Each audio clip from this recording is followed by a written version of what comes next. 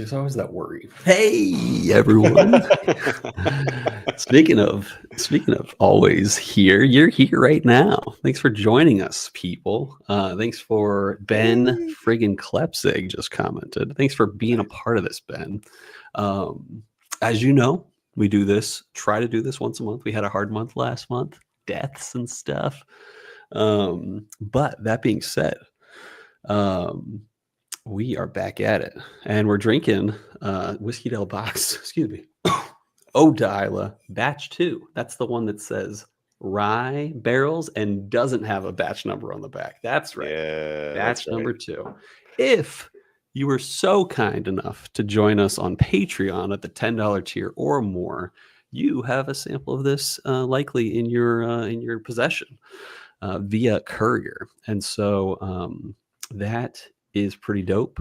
I hope you guys are entry buzzing on something dope. I know Ben is. What are you entry buzzing on, Brian? Excuse me. I got so actually, my name's not Brian today. My name is Emma, as you can see in the bottom corner. I forgot to change that. I opened up the session today with Cole with the camera just zoomed in on Emma in a stroller, and she was just hanging out. So anyway, maybe I'll change that later. Maybe I won't. But I'm drinking Del Bac Classic bottled and bond here. And yours got signed too. Yeah, mine has got the signature on it too. Dustin Cox and Mark Viertaler right here. So yeah, I figured a nice 100 proof, easygoing entry buzz here. But however, I do have batch 2 and batch 3 here side by side that I plan on drinking at the same time. Dang it, batch 3. Oh, we got Miles Ferguson in the house. Nice. I forget. Miles, do you prefer Ugadal or Korvrecken? I forget. Let me know. I want to say Korvrecken is the favorite of the two, but it's hard to find these days. What are you entry buzzing on? Also an Ardbeg. No, it wasn't. I wanted to say this was the Ben Klepsig episode, but we did Heavy Vapors, which was actually a great pour. I think it was Robbie and I did the Scorch, which was subpar Ardbeg committee release. Still okay.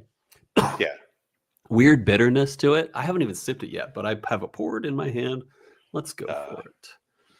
Nice. And yours was Scorch, yes. Mm-hmm. Okay, gotcha. Did I say that? I think I said that. I think you did too. I just was half listening to you and half seeing if there's a way I could change my name. Yeah, I think you can. I know I've done it mid recording before, because one time something wasn't working right and I had to make a new thing, and my name was Bryan 2 for like the first 10 minutes of an episode. Oh, that's funny. Yeah. The other Bryan. Yeah. I know, right. I'm excited though. Drinking Ode to Islay. Normally, we try to keep the drink-alongs to something that Brian and I haven't even tried. Of course, we tried this one. We reviewed this one. And this is still amazing. The hard thing is that I know that Miles and at least Ben have had Ode to Islay Batch 2. Please comment if you haven't had it and you are provided the sample via Patreons, couriers, and all that stuff. I would love to hear that. And for those who are on, we see there are more people on than are commenting. Please comment along. We love you guys to join us. Yeah. And if you're watching, callers on the line. Yeah. If you're watching later after the fact, please still comment. Yeah. You can comment. Say hi, and also apologize and tell us why you missed the live stream. Mm-hmm. And we need a good excuse. Yeah. A good excuse. Right. Yeah, I thought if I put Scorch, one of the worst of Ardbegs, which is actually still good, against the best of Whiskey Del Bac, this would be a cool, comparison. Nice. But they're very different. Like, Scorch is going to be a very different barrel finish than what we're expecting from Ode to Islay Batch 2. I also have a sampling of Del Bac glassware. I've got this bad boy here. I don't know if this glass shape has a name, but anyway, cool gold foil here with the Del Bac on there. Then I got the standard. And now actually what I realized after we did our tour is that this Del Bac Glen that I have that's having trouble focusing because it's seeing through the glass to my face. It's like, how do I focus on this face through this glass? They changed up their icons on their Glencairn. Really? The ones that we got when we were on the tour, it has the cactus like way more defined, Oh, and this one cool. has it like faded out. Actually, I wonder if I dishwashed this a couple times. Maybe that's why my cactus is faded out. So what I know about the new one is at least I know that it was well etched. Like it wasn't like a surface level etch. It was like etched. Like Nice. probably diamond cut as opposed to like get out of here, Ben. Diamond cut as opposed to like a laser engraving. Yeah. So yeah, no matter what, like this podcast might last 50 years and I will die eventually and be replaced by someone, but both co-hosts will definitely disagree no matter what. We'll definitely disagree on tour versus tour. It is a requirement. Like a And grand tour. I'm sure it runs in the family too, how you talk. So, when Beck and Emma are running this podcast, they'll still have the same disagreement. Yeah. I will train Beck in the way. 2 syllables lame. We got Slugafist in the house. And yesterday was his birthday. Hey, happy birthday. What was your favorite pour yesterday? That's Patrick? A good question. That's a good question. As Patrick would say, there were a couple nipple rubbing good pours last night. That's how you know. Yeah. That's how you know. That's how you know it was a fun birthday. Yeah. Okay. Yeah. Maybe. I don't know about fun certain parts of it, but fun for you, pretty awkward for everyone standing nearby. Yeah. Yeah, that is interesting, actually, Bryan. Your mic does sound a little off. Do you know what might be going on? Just as long as we're talking, Yeah. I'll figure it out. Yeah. Let's see but no, thanks for joining us, everyone. And Patrick, what are you entry buzzing on? When are you starting before you drink the he lives in the Phoenix area, so he's probably tried or at least has. But is it Patrick? He's Patreon. Yeah, he's totally Patreon. Yeah. Sure. So he's got it. He's got the sample. So nice. Actually, I do know that, and I'm sorry I doubted Slugafist because I totally know you're on the list. And a $10 tier or more, dude's a baller. Speaking of ballers, Bryan will be in Virginia tomorrow, and I'm really excited about that. Yeah, I'm really excited too. Nice. Oh yeah, the new Peregrine's dope. Yeah. Buddy of mine won the lottery, so I was able to borrow it from him and run it over, have it at Patrick's house. So yeah. Oh, nice. That's sweet. Wait, so you went up? You enjoyed the birthday with him yesterday? Yeah. I drove all the way to the west side of town there. That's Phoenix, west to east says the distance. Well, some guys drove up from Tucson too, so nice. I wasn't the longest driver there last night. Did he do some crazy cocktails? Because last time, I mean, we went over, last time I was there, and dude, Patrick had some killer cocktails. They were all like Halloween themed. It was awesome. Yeah, he did some mocktails for some non-drinkers. Yeah. But anyway, not that I judge. I think I see as we're troubleshooting this live, my levels are just low. Is that it? Do I just seem quiet? No, something sounds off. It almost sounds like you're farther from the mic. Oh, well, I'm not. But are you on the right mic? Are you sure you're getting the right feed? I do. I'll reboot this dude. But before I do, while I'm still underwater, this man still orange creamsicle on this. Oh yeah. And I went ahead, I bit the bullet, and I made whiskey sours with this. Nice. They were fantastic. Some of the best whiskey sours I've ever made. So let me reboot my little sound mixer dude here and see what happens. Good. Yeah. Well, I'll keep talking. In the meantime, Miles, Patrick, Ben, thanks for joining us. Let's pour it out. Let's pour it out for the homies. You each got your sample, and for those who are watching that aren't commenting or might not be a Patreon member, consider patreon.com/chillfiltered and join at the $10 tier or more. Those who are commenting now have all received their couriered sample. That's how it works with Chill Filtered. If you support us, you'll get drink alongs, and we always try to do crazy things. This one isn't like, at least if you live in Phoenix, this isn't like a crazy thing, even though it is a rare pour for the most part. We've done some fun things. Last time we did Weller Foolproof, or it was a stag. I forget. It was one of the two. Either way, it was the last 2 months have been stag and Weller Foolproof. And then next month we're doing Maker's Mark. What is it called? The Lost Recipe. And we do have. I'm just gonna say it here. We do have some killer pours lined up for the next one. We do have an 8-year driftless Glen pick, thanks to the shout out man who I like to call Ben Klepsig. And that is going to be dope. An 8-year driftless Glen rye, single barrel. I think it's cast strength too. I think. Yeah, I think they always are. Yeah. Okay, you're sounding a lot better, Brian. Good. I think there's something wrong with my cable. Like I did a couple things, but what it came down to was just unplugging it and plugging it back in. Who would have thought? Who would have thought? Unplug and replug. Yeah. Okay, let's pour. Let's pour this out. Oh yeah, homies. I poured earlier because I was tempted. I was like, maybe I should turn this whole thing into a blind where I blind batch 2 and batch 3. But then I was like, nah, I want to be like drinking along with everyone. Yeah. So anyway, I've got them both poured already here. Maybe I'll start with batch 3 though, and then I'll go into the real deal. Yeah. So I'm really grateful that Miles hasn't had batch 2 yet, because it's slightly different than batch 1 for sure. But he's saying the nose is so fruity, like not peaty Islay at all. And I'm with you. The nose is like a mixture of grape juice and raisins to me. Not like raisins like Garrison Brothers. What is it? Guadalupe. Yeah. This is very different. It does have a little bit of like, it's got, I don't know. It's weird because they're both southern heated vibe kind of whiskeys. Yeah, if you know what I mean, like how they age in a heated area. Heated, not peated. Yeah, but then like this is just so well rounded. And so Miles says cough syrup, cherry cough syrup. Is that a good thing, Miles? Be honest. Love those notes. Oh, thank you. I mean, I definitely get like smokiness on the nose still. Definitely still get like barbecue smoky. Ooh, fruit stripe gum. I can get behind that with the zebra on it. You know what I'm saying? Nice. The one where you can tattoo yourself with the wrapper. Yeah, remember those? Definitely. Ben Klepsig remembers those.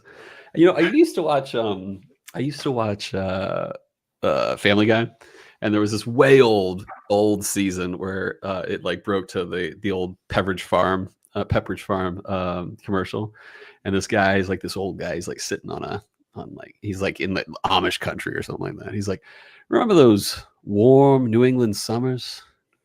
Remember, sitting on the back and drinking a lemonade? Remember that time where you hit a guy on the street and then just drove away? Well, Pepperidge Farm remembers. And Pepperidge Farm's not just going to keep it all to Pepperidge Farm's self. And he's like, say you go out and buy yourself some Milano cookies and we'll all forget about this matter. I don't know why my mind went there.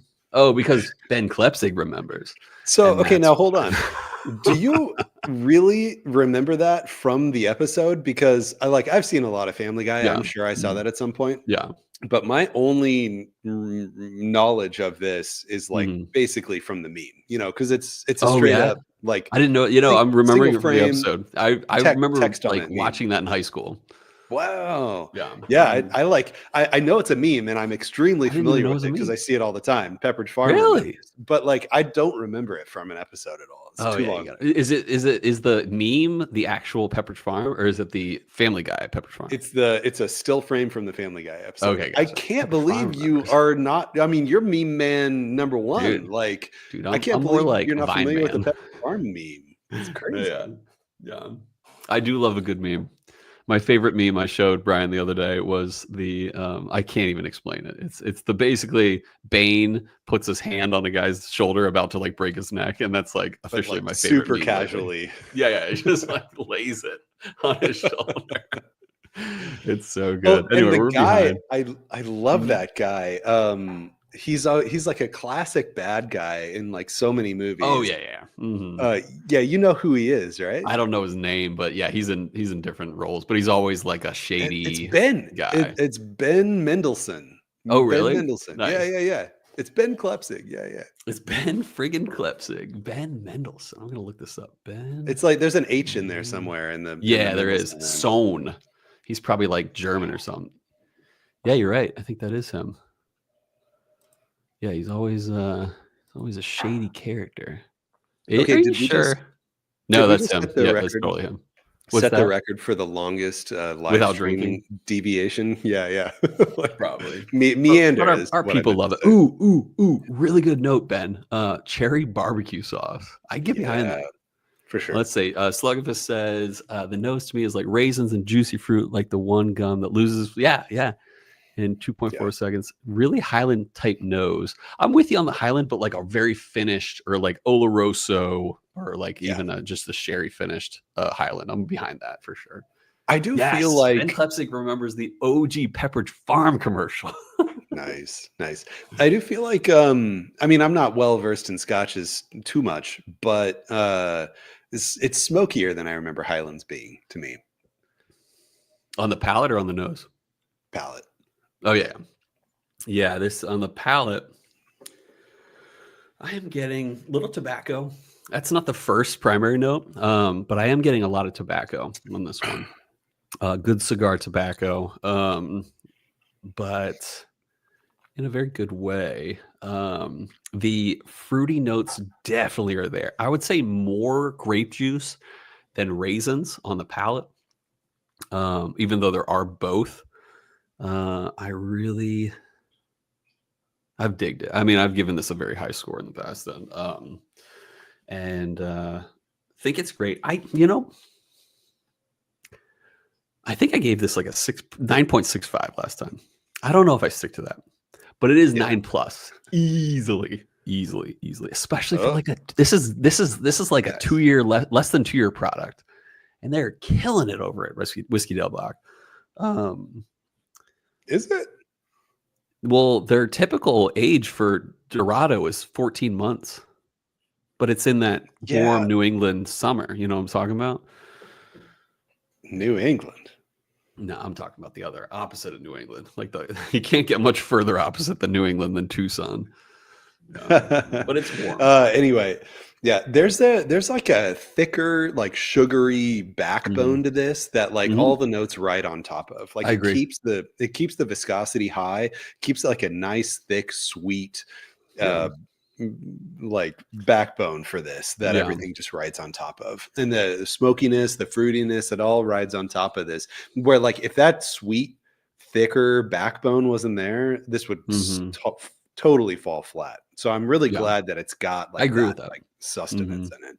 Yeah, it's definitely got and it's like what you typically get at a Dorado doesn't have that sweet. It does have a sweetness, but it doesn't have that like fruity sweetness backbone that you're talking about. Patrick's talking about a little bit of that candy cinnamon, but otherwise he's matching up with a lot of other people, like almost like cinnamon red hots. He says, Miles says great mouthfeel, complex. I agree with that. Get the sweet orange. Oh, orange. Yeah, a little bit orange peel, like Klepsik said earlier. Forgot he said. Patrick, do you like the cinnamon? Because I do. And actually, batch 3, now that I'm sipping batch 3, is less about the fruit and is more about the cinnamon spice. If you like the cinnamon spice aspect of it, the batch 3 is more up that alley. And hi to Whiskey Shaman too. Hello. Hey, yo. Hey, dude. Whiskey Shaman. Thanks for joining us. I did give him the old wink and point, but I guess I didn't make that clear. Nice. I was listening to his most recent episode, and he was mentioning how he was on the show and everything, and he was giving the full details of the barbecue festival and how somebody slapped somebody with a brisket and everything. In the face. I don't know if it was in the face. Was it cooked? Did it break apart? Did it break in his mouth? I feel like if it was cooked, the slap would have made it just like, go everywhere. Especially in Texas. You know what I'm saying? Ben says marmalade. Actually, Ben, that's like orange marmalade. Are you kidding me? My screen is far enough away that I couldn't quite read. I couldn't see the M, and I thought he just said marmalade. Ben, that's the best note to me yet, because that is the most fitting which is really surprising for a pour like this, where it's got smoke, it's got finish, it's got like, and the finish is not like an orange barrel, you know what I'm saying? Like it's like a sherry barrel usually and stuff like that. I know batch one had at least, no, I don't know if it was batch one, but some I think it was batch one had a little bit of tequila barrel, slightly, like a tiny bit involved was a tequila barrel. I don't think batch two had that, but I do think like that's a really good note. Orange marmalade. Yeah. Dude, Brian Duncan in the house. Nice. Yeah, he's been busy. He's been up to Flagstaff and back a couple times, I think. For his work? Or for house renovation and house selling and stuff like that. That's good. Patrick gets notes of Old Forester birthday bourbon. Which year? Which year? I've had some bad years. I've had 1 year. Wait, what did you have again? Duncan's 2017 or 2019. I can't remember. I want to say it was 17. Okay, yeah. Maybe it wasn't. Brian can help us out, but dude, Whiskey Shaman says amen, and I'm assuming that means amen to the brisket breaking apart, melting in their mouth as it hits their mouth. As you slap someone with it.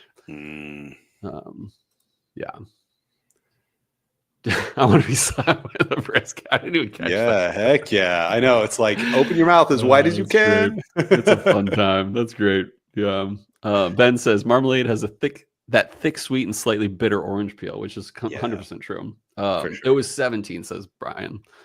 With a misprint. Oh, that's right. It was one of the misprint ones. He got the one where the proof changed and they had to slap a sticker on top. That's right. I forgot about that. Miles says rushing it. Okay. I have to leave early, but mouthfeel thicker, cinnamon, more alcohol. Let's add some water real quick. Oh yeah, that's right. Yeah, where are we at? What time is it? We have problems. Should we advertise? Actually, tomorrow we're going to be posting on Instagram for our story. Hey, we're heading to A. Smith Bowman tomorrow, or not tomorrow, in 2 days. Yeah, Tuesday. So we would love some cool questions. We do have a lot ourselves, so we're not short on questions. But if you guys got a killer question that'll make the cut, we'll add it. Totally add it. So I just added a few drops to this little bit I have in here, and then I'm gonna pour a little more before I pour the ice in there. Dude, Whiskey Shaman's playing Yahtzee with the wifey. Dude, Heck so like when I'm at Disney World or like a theme park or something like that, here's my, like certain people have catchphrases, and very, very few people have catchphrases when they ride a cool roller coaster. But me, when I ride a cool roller coaster, I always go Yahtzee. It's like a George Costanza-ism where it's like, that's gotta hurt. And it's like when I'm at the roller coaster movie theater, and it was a good roller coaster, I'll be like, Yahtzee. And no one laughs. Especially my wife. So anyway. It makes it memorable for everyone else. They're like, hey, remember that time that guy yelled Yahtzee really loud on a roller coaster? And then no one laughs, and I'll be like, no. Yahtzee. Still no one laughs. Oh, you must not have heard me correctly. Yeah, exactly. It's totally a George Costanza. I'm basically George Costanza in that moment. He says, Old Forester birthday bourbon was response to the cinnamon candy, not overall pour him. I almost always get cinnamon red hots on multiple. Really? I don't know if I've even gotten cinnamon candy off of any Old Forester birthday bourbon, but I've only had 15, 16, 17, and at least 2 out of the last since then. But dude, did I tell you? I've told you this probably multiple times, but I had in 2015, I got 3 bottles. Yeah, and it ended up being a good year. And it was 2016. I got 3 bottles, and it ended up being a good year. Yeah. If you're really George, 1 in 2015, I got 3 in 2016. That's the story. I remember. If you're really George Costanza, you'll be on a roller coaster, and someone else will say Yahtzee, and everyone will laugh, and you'll be like, "Damn it!" Exactly right. That's exactly. And then someone will put a laser in my face, and be like, "Yeah." All right. I didn't. I got less fruit and more bitter orange peel with water. That about sums it up. Oh, that's funny. I like Miles's comment. It took me a second, but he says, keep it on the PG for Yahtzee with the wifey. I was like, oh, that's code. No, I'm kidding. Maybe That's maybe did I say something that wasn't Whiskey PG? Shaman just yelled Yahtzee, you know. Oh, No, he's saying Whiskey Shaman, keep it on the PG, not get it. yeah, which is a very good joke. Oh my gosh, I finally get it now. Okay. All right. Jazz That's what the kids call it these days. All right. Yeah, exactly. That's one of my favorite phrases. Yeah. Oh man. Yeah. But I rarely say it, but every now and then I'll think it. I'm like, all right, there's the only 2 times Cole yells Yahtzee on the roller coaster and playing Yahtzee with the wifey. Yeah, exactly. Yeah. Okay, so with water, let me back up because we're closing in on time, but yeah, no, I'm putting ice in actually. Okay, let me back up. I'm on the water pool. Yeah.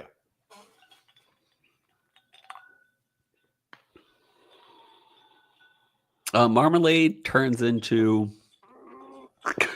raisins for sure on the water. I was curious how close I could get to the camera there.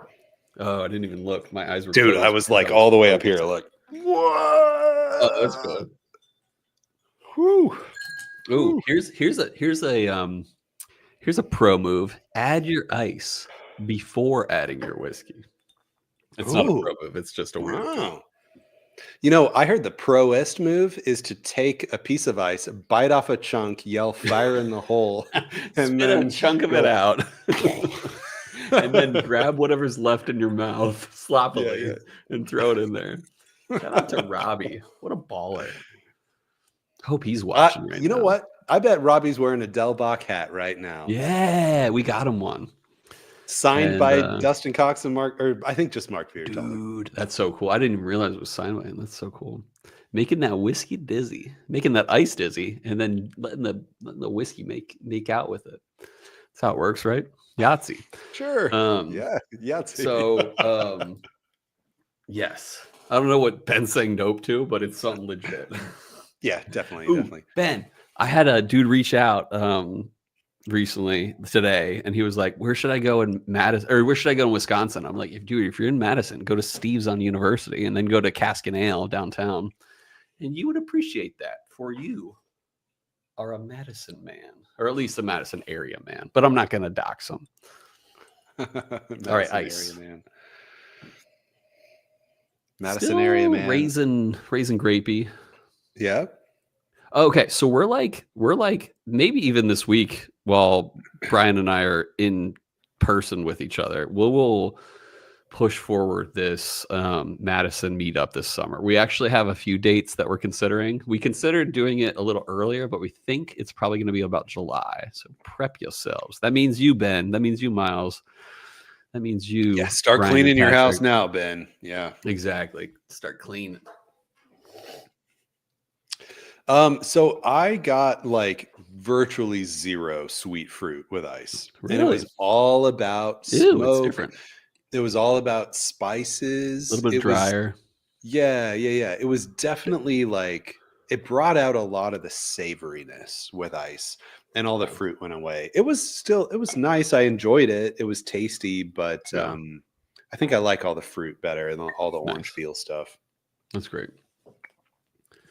Dude, I'm like scared, but also like very determined that we're going to get a barrel pick with Driftless Glen. Like, it's gonna happen. Like, I won't take no for an answer at this point. Well, we should probably, you know what? Let's reach out to Driftless Glen and let's actually like maybe even do an interview episode with them or something in the next couple months if they want to.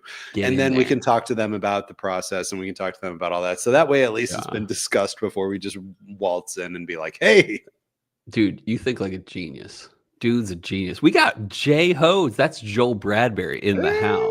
What time is it, Joel? What time is it out in Tasmania? What a baller. Wait, he said it. I misses it. Oh, he's not drinking, right? Do I remember correctly? Well, it might be the morning on Monday for him. How's work going, Joel? Yeah, how's work going? Yeah. But we love Joel. Joel, listen. Joel. Next 2026 meetup, Tasmania. Yes, in Tasmania. Joel's house. Yeah. It's 8:30 on Monday. Joel, let's talk. I will pay good money for that, for a bottle or two, maybe 3 of that barrel you got under your house. Like I've told you this before, I'll say it again. Bryan was there in person when I tried that. Yeah. It was potentially the greatest single malt I've ever tried in my life. What do you got, Bryan? What do you got? All right. These are from Joel, right? If these aren't from Joel, what are they called? What are they called? BPR BPR and HWMC. I want to say neither of those is the one that he did under his house. But Joel, hit us up. If either one of them's bring it What on are they? tomorrow. Is this your handwriting? No. That's 100% Joel's, but I just don't know if that's the one. All right. Yeah. So Joel, was either one of those initials or letters, was either one of those the one that's under your house? And Joel, like, dude, I will pay good money. And I'm talking AUDs over here. You know what I'm saying? AUDs. AUDs nuts. There we go. No, but seriously, no jokes about it. I will pay you good money for a bottle or two or three of whatever's aging under your house. So Joel, baller that he is, ages some. I want to say it's like either Lark or we're going over time, but who cares? Either Lark or Sullivan's Cove juice under his house. And he's just like aging this up, and he sends us a little like small sample. It wasn't even like an ounce and a half. It was like a small sample, which he measures in milliliters, so whatever. But it like I tried it in front of Bryan for the first time, and I was like, and Bryan saw my eyes. He's like, "Is this the best single malt you've ever had in your life?" And I'm like, "This is the best single malt I've ever had in my life from Tasmania." We were under some dude's house. We had both recently had Redbreast 27, I think. Yeah. And we were like, dude, this is better than Redbreast 27. Even though Redbreast is Irish. But it is, it's not single malt, it's single pot still. I mean, you know what I mean. It hit us on a better level. And you know who sent us our first Redbreast 27? Friggin' Joel Bradbury. Wait a minute.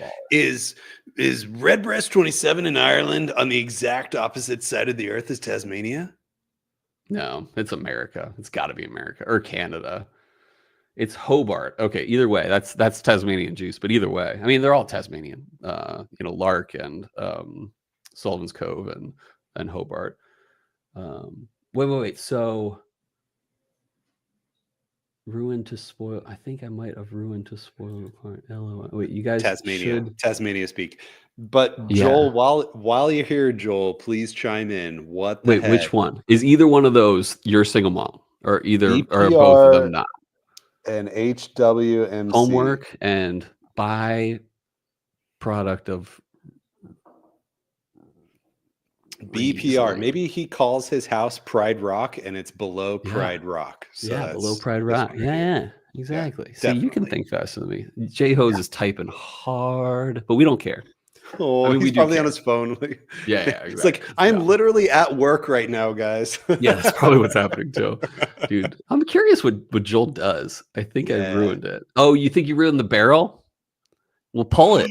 Tank it, bro. If it's too late, tank it. Like if it's getting bad, tank it. You realize how much more exclusive the sample that we had was then, if that's the case? Too far during the warmer months. We'll do it again. Do it again, Joel. It was so good. It was the most pineapple single malt I've ever had in my life. All right, back to Del Bac. Back to Del Bac. Ice. Did you give ice notes? I did. I agree with your more smoky, more dry, more not as good, but still good. Different, but not as good. I think I am a neat guy with the Del Bac, the old definitely. Let's give it some ratings. Everyone, throw in your rating. Wait. So Joel, just reach out to us on Instagram. Tell us what HWMC is, because we forgot, and we'd be happy to do an episode on it. An interview episode with you. What it is, and we need background. So hit us up with that background. Yeah. Oh, Belgrove peated rot. Interesting. We got a 9.6 from Ben friggin' Klepsig. What am I gonna give this? Oh yeah, let me pull up the old sheet here. I'm gonna give this a 9.5. I do think this is great. I don't know if this is I don't know about 9.65 anymore, but this is still good. Like, how many whiskeys? Like if it's a at this point we had 347 episodes. If we have that many episodes, I probably have a bell curve of scores, and this is on the very upper end of the bell curve, even if it's a 9.5. So nice. So trying to be super objective here. That's cool. Like, all right, if I start in the middle and I work my way up, this has way more pros and cons. Basically has 0 cons. There wasn't a single negative thing I had to say about it. I do believe that it clearly stands out. And it's almost extremely solid, well-rounded. So that's A-. Okay. A- for me clearly stands out, almost extremely solid and well-rounded. No negative comment. Yeah. That's cool. So I'm even looking up Heartwood market correction right now, and it's there's info on it. So we should definitely do an episode. But Joel, would you mind just sending us an Instagram message of those names, Heartwood market correction and Belgrove peated rye, because that'll help us to not have to look back into this video to find that out. So yeah, great. And independent bottling of Sullivan's Cove. Have you ever had Sullivan's Cove, Bryan? Nope. Well, Dude, unless it was what was no. He told us what was under his house, what we drank. Yeah, he said that was Sullivan's Cove was what we theorized it was when we were drinking it back in April or whenever that was. That's the crazy thing about Australian single malts, is that you got this whole continent of Australia, and it is all the whiskeys down in Tasmania, which is this island off the huge yeah, dude, like Lark, Sullivan's Cove, Hobart, like all these big names in Australian single malts. And then there's like one in Melbourne, which is, what is it? Star. Oh, what is it called? Starward? Starward. That's the one. Yeah. Yeah. Took me a while. But like, what a nation. What a continent. Am I right, Joel? But Tasmania is where it's at in terms of whiskey. There's no way Sullivan's Cove gave out their random to random clubs like me. That's true too. I mean, like, I hate to say it, but like, yeah, they're a big deal. Sullivan's is probably the biggest name. They're probably even surpassed Lark. In terms of like classy single malt from Australia. Yeah. We got a 9.6 from Ben Klepsig. Nice. Yeah. Anybody else still listening? Miles had to drop off. That's all good. Oh yeah, that's right. This is maybe our longest drink along yet, but yeah, favorable ratings all around. Yeah, definitely delicious good stuff. Keep it up, Whiskey Del Bac, if you're watching or watching later or watching now, Mark. Yeah, right. I'm watching you. Come on. But anyway, leave a comment. Do it. Speaking of which, we have a great episode coming on tomorrow. We're really excited about it, and we're hoping it's a little more interactive than normal. So check it out, listen, and maybe you'll influence the future with it. So I'm just going to leave that out there. Influence the future. Yeah, you could do it. You could influence the future by listening to tomorrow's episode. That's all I got to say. So anything else? Hopes. Dude, what do you guys hope for? What do you guys hope? I hope that my travel day is not met with any difficulties tomorrow. I don't. At least on the East Coast side, there are no winter storms or anything like that. Yeah, so actually, clear on this side. I hope your weather's nice. What's your weather like? It's actually, today got up to 55. Tomorrow we'll get to 60, and then I think Tuesday we'll get to 68. So it should be very nice. Yeah. I was going to ask if you're wearing jeans or shorts, but you're wearing jeans. Always jeans. I love it. I hope that people listen to, or not only, I hope people watch tomorrow's episode, and I hope they chime in because they might influence the future. In the future, I hope people keep an eye on Instagram because if you want to have a question asked, to Mark or not Mark Bowman. David Bach at Ace Bowman. David Bach, Ace Smith Bowman. Episode 300 and something, like 30X is the last time we did David Bach. Granted, the audio was terrible, and we have a lot of lessons learned, and we're going to knock it out of the park this time. So we'll do it a lot better this time. Yeah, heck yeah! Look at that thing. So anyway, if you want a question asked, David Bach, A. Smith Bowman. Write it in tomorrow. Yes, please keep do. an eye on Instagram. Yes, and Ben hopes he influences the future, and he hopes we get a Driftless Glen pick. But most of all, watchers, viewers, people we love, and Patreon and not, we hope that our love of whiskey lifted your quick press the button end stream